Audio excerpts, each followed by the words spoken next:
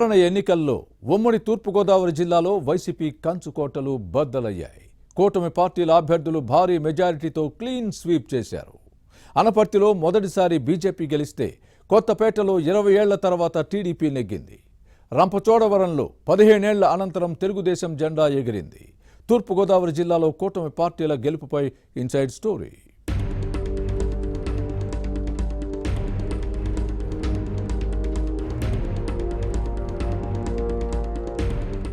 అభివృద్ధిని విస్మరించారు.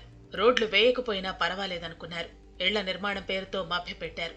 జనావాసాలకు దూరంగా ఏ రకమైన మౌలిక సదుపాయాలు లేని ప్రాంతంలో స్థలాలు ఇచ్చి చేతులు దులుపుకున్నారు. ఇళ్లు నిర్మించి ఇస్తామన్న హామీని గాలి కొదిలేశారు. సంక్షేమ పథకాలే గెలిపిస్తాయని నమ్ముకున్నారు. చివరికి సాధారణ ఎన్నికల్లో ప్రజలు తిరస్కరించడంతో తూర్పుగోదావరి జిల్లా వైసీపీ నేతలు లబోదిబోమంటున్నారు. టీడీపీ, జనసేన, బీజేపీ కూటమి క్లీన్ స్వీప్ చేయడంతో ఎంత తప్పు చేశామంటూ ఇప్పుడు తలబాదుకుంటున్నారు. అంతర్మథనం చెందుతున్నారు. సమీక్షల పేరుతో ఓటమికి కారణాలను తెలుసుకుంటున్నారు. కానీ ఏం ప్రయోజనం? మరో 5 ఏళ్లు ఆగాల్సిందే. ఆలోపు పంచాయతీరాజ్, మున్సిపల్, సహకార ఎన్నికలు ఉన్నాయి. కానీ సాధారణ ఎన్నికల్లో తగిలిన షాక్ నుంచి ఇప్పట్లో తేరుకునే అవకాశం లేదు. ఓటమి మిగిల్చిన గాయం నుంచి కోలుకునే ఛాన్స్ లేదు. దీంతో భవిష్యత్తుపై బెంగతో బాధపడుతున్నారు. ఫ్యూచర్లో జరిగే ఎన్నికలను ఎదుర్కోవటం ఫ్యాన్ పార్టీకి కష్టమేనని భావిస్తున్నారు.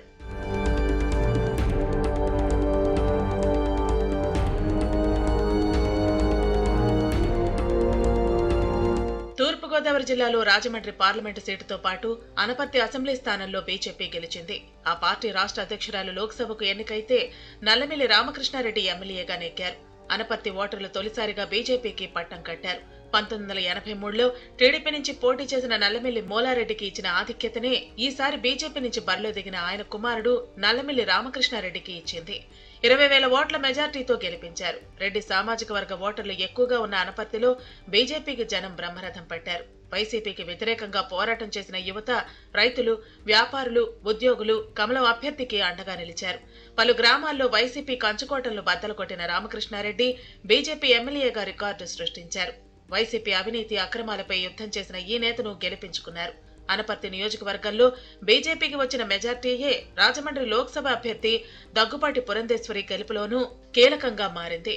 ఈ నేతకు టీడీపీ ముందుగా టికెట్ ప్రకటించింది. కానీ పొత్తులో భాగంగా బీజేపీ ఈ సీటును తీసుకోవడంతో తొలుత పక్కన పెట్టక తప్పలేదు. బీజేపీ కృష్ణరాజుకు టికెట్ ఇచ్చింది.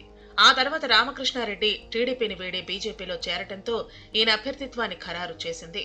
ప్రచారానికి ఎక్కువ సమయం లేకపోవడంతో 20,000 ఓట్ల మెజార్టీతో సరిపెట్టుకోవాల్సి వచ్చింది. లేకపోతే ఇంకా ఎక్కువగా వచ్చి ఉండేదని అంటున్నారు.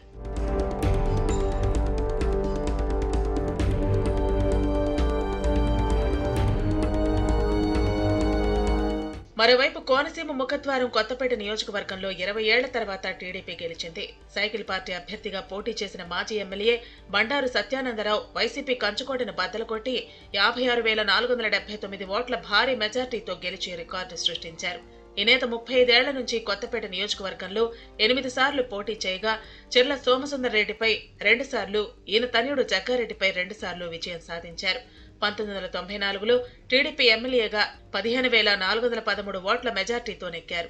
1999లో 16,113 ఓట్ల ఆధిక్యతతో గెలుపొందారు. అయితే 2009లో బండారు సత్యానందరావు ప్రజారాజ్యం పార్టీ నుంచి పోటీ చేసి 2,470 ఓట్ల మెజార్టీతో విజయం సాధించారు. ఈసారి టీడీపీ నుంచి గెలిచారు. ఇక ఉమ్మడి తూర్పుగోదావరి జిల్లాలోని రంపచోడవరం నియోజకవర్గంలో 15 ఏళ్ల తర్వాత టీడీపీ గెలిచింది. 2009లో కాంగ్రెస్, 2014, 2019 ఎన్నికల్లో వైసీపీ అభ్యర్థులు విజయం సాధించారు. 2024 ఎన్నికల్లో టీడీపీ నుంచి పోటీ చేసిన మిరియాల శిరీషాదేవి విజయం సాధించారు.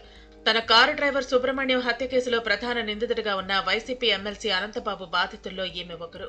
అంగన్వాడీ కార్యకర్తగా రాజమమ్మంగి మండలంలో ఉద్యోగం చేస్తున్న సమయంలో అనంతబాబు వేధింపులకు గురయ్యారు. ఆ తర్వాత ఉద్యోగాన్ని వదిలి టీడీపీలో చేరారు. అనంతబాబు అరాచకాలకు వ్యతిరేకంగా పోరాడారు. సాధారణ ఎన్నికల్లో తెలుగుదేశం టికెట్ ఇవ్వడంతో పోటీ చేశారు.